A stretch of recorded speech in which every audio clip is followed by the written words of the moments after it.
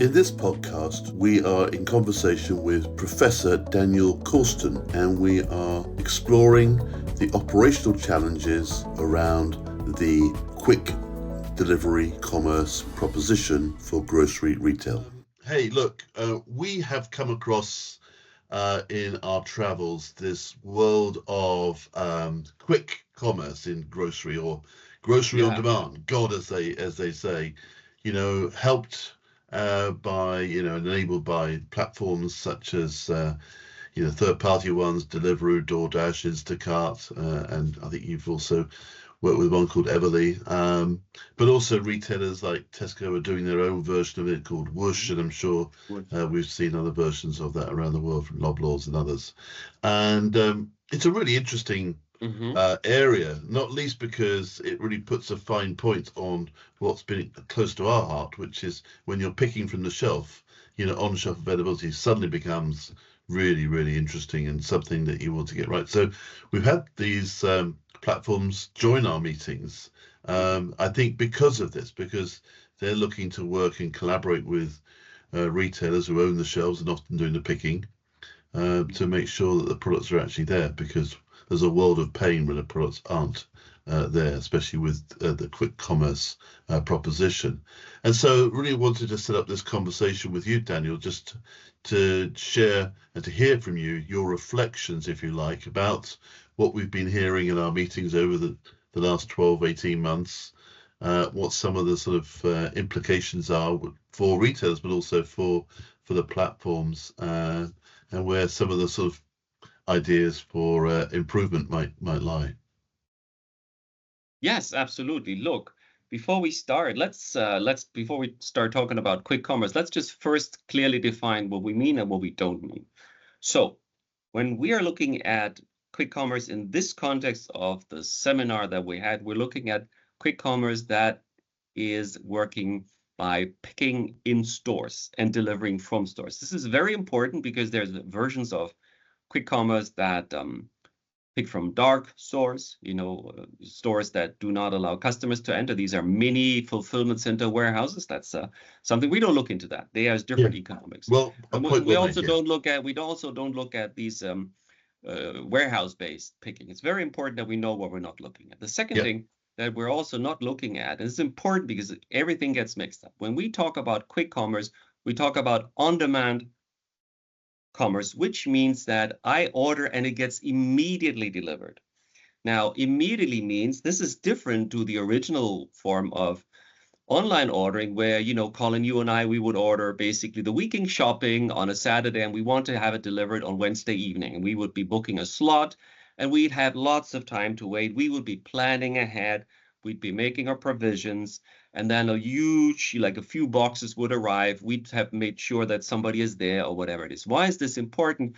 Because the economics are different. As soon as I have large baskets and I can schedule this, I can actually get some economies of scope. I can get some batching. So the economics very different. What we're talking about is Colin sitting on his couch, totally like hot, sweating. It's summer.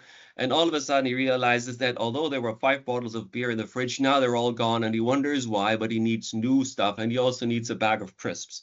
So now he's a little too tired to drive, and thank God he's not driving because he realizes this. So he calls some service and he wants that beer within the next 15 minutes or 30 minutes. And it's exactly another 5 cans of beer and 2 bags of crisps for a total of whatever, $10.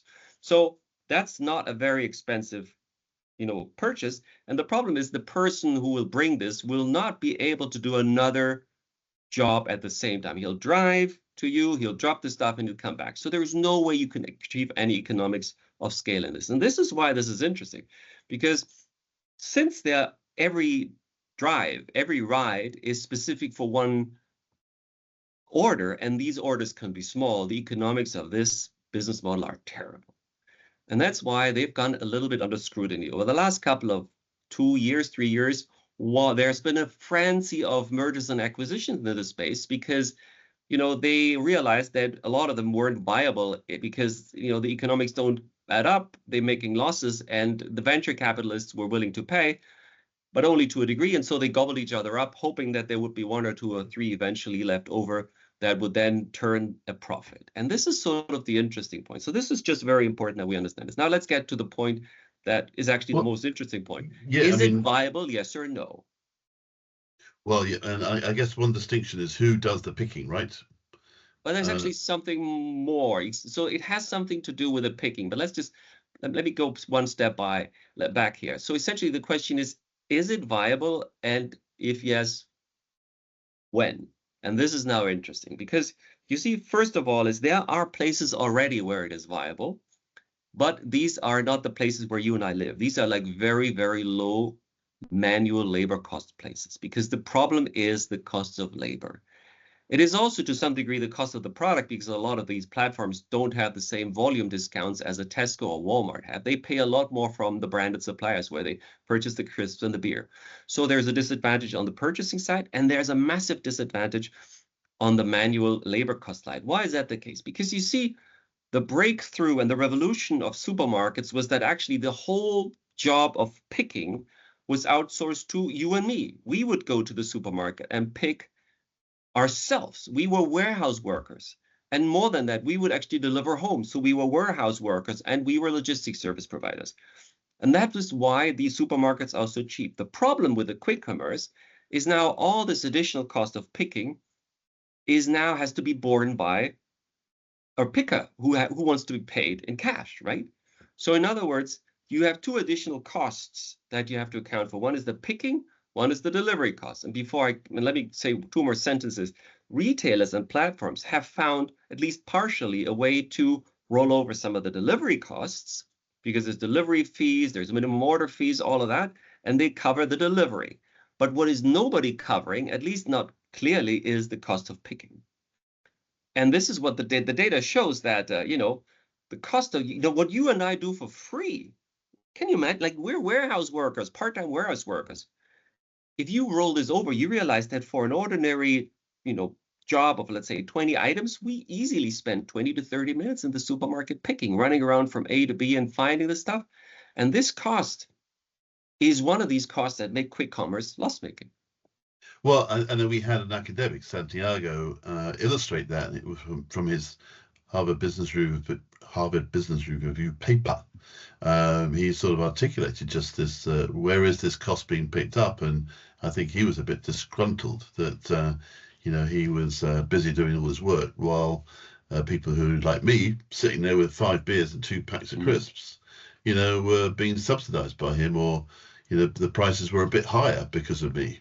So he has a point. He has a point, and that's an interesting point because, without giving away too much, Santiago Galino, professor of Wharton, is a big family. He has, and so he has to do a big shopping, and he has to do that shopping very often with a big car. And he realized that he's spending all this time himself and his wife, doing all the shopping.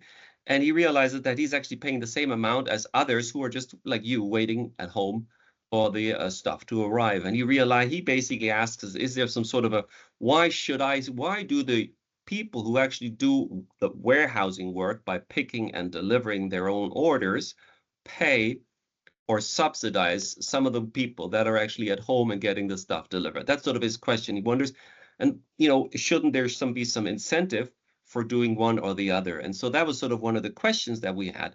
Now, there's a reason why retailers can decide we'll have a loss later, and maybe we'll make some losses when we do the online picking. But it's an interesting group of people. We want to build them, particularly young people. We want to get them when they're young and maybe a little foolish, and then over time they'll grow into a family and they'll continue.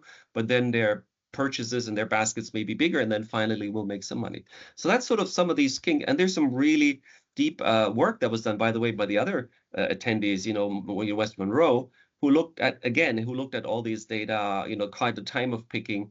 But it's a big, big problem. However, as I said, in countries, Middle East and Africa and Asia, where manual labor cost is much lower, turns out you can actually run this profitably or close to profitability because simply the cost of picking is so much lower. Yeah, and so let's dive into that a bit. We did see the breakdown of costs. There's a really interesting model presented by West Monroe. And what we learned, I suppose, is that, using your 8% number in terms of number of items likely to be out of stock, we saw that maybe a quarter, or a third of all the costs associated with the picking can be down to the sort of problem of it's not there on the shelf when I'm there to pick it. And so what were some of the ways in which you are learning about in terms of the interventions to reduce that problem of substitutes or needing a substitute? This is very simple. The first one is if you're always in stock, you don't have to substitute. Full stop. Now, being always in stock requires a very sophisticated replenishment system and obviously higher safety stocks, and that can be a problem, particularly for very volatile products with high variability. So that's not necessarily an option. Second thing is what's happening right now is, you may actually order something and on the website it says it's still there, but since you pick it from the store, by the time the picker comes and picks it up, it's no longer there, at which point in time the picker may call you and you're there. Maybe if the picker's lucky. So in other words, that's an enormous amount of wasted time and effort for the picker to actually call. But some retailers to do this. What's much cleverer are two options.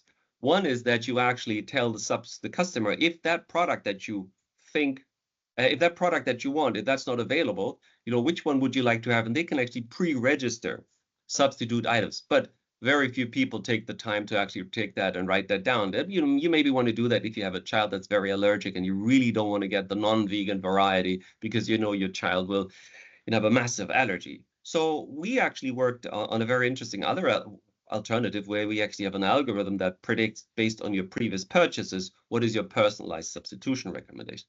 That is something where I think the future will see. But having said this, again, the best way obviously is to avoid substitutions at all, because substitutions, which we found out, remember, Colin, last year we did this little research, every substitution for every dollar margin that you have on your that you have for a product and for a product that you have to substitute, you're actually spending $2.6 in the actual cost of the substitution, which means if you have to trade up and provide a more expensive substitute and the cost of the picker searching for it and then finding one, and potentially that's even the wrong one. Yeah, and again, going back to my example with beer and 2 packs of crisps, I may not reach the minimum order on that, so I might order 3 bars of chocolate. Well, if that bar of chocolate is ordered, but the beer, for example, is out of stock, I could say I don't want the order if there's no beer. So again, that's sort of, you lose the whole basket with some of these out of stocks. So I do think that you're right. We talked about how do you work together, and I think there was a lot of momentum behind how much more data sharing can go on between these delivery platforms and the retailers. How much can they start to see in real time what's there to enable some of the practices around substitutes that you just described around don't order if it's not there, sort of thing. Yes, there's ways to share more data. Problem is the data should be good. So if you share bad data, that's not really helpful. But let's data will always be bad. But let's say like this: there are situations, particularly in the UK, where, for instance, the external platform is not really welcome to pick in the stores. It is actually some store associate who picks, and they actually have access to the inventory system, and then the other party just becomes a delivery platform. That's a way to improve the situation. That's absolutely clear. On the other side, one of the simpler ways is to share location information. And that's what more and more retailers are doing. But again, that's not that trivial as well, because, you have to, it sounds trivial. All of these things could obviously be technically solved. But again, maybe the location information isn't very good. Maybe it's not very precise.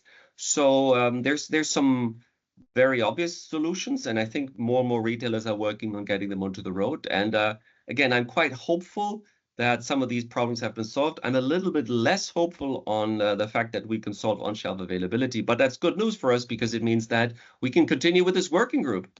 Absolutely, it's a gift that keeps on giving, right? I mean, I think seriously, I think it also could be a role for computer vision. We've talked about, where could cameras play a role, quite as a signal, or robots, or whatever. Again, potentially this is an area where they could play. But as you say, this certainly is bringing on-shelf availability back up in terms of priorities. If you want to grow this sort of quick commerce business, it's pretty clear to me that you need to reduce the cost of the picking by reducing the out of stocks and the need for substitutes. Excellent. Well, look, we better leave it there. But look, really, thank you very much again for giving up your time, Daniel, and we'll meet again. So in a real quick commerce situation, from the moment you first mentioned that you would like to have a beer, by now you should have it. So my question is, did anybody ring on the door? Not yet. Not yet. Hope. Maybe they're out of stock. Okie dokie. Thank you so much. Huh? Bye-bye. Well, that's all we have time for this week. Thank you for joining us, and thanks to all the ECR retail loss community for the sharing of their knowledge, their research and latest learnings that ensure that we become truly a global platform for learning. My name is Colin Peacock. This is the Sell More and Lose Less podcast, and if you liked it, please subscribe so you automatically get all future episodes. And also, if you think your colleagues and friends might also like it, please ask them to follow ECR Retail Loss on LinkedIn and tune in to our next podcasts. If you didn't like it, then let us know and we'll try and fix it. Either way, see you next time. Thank you again.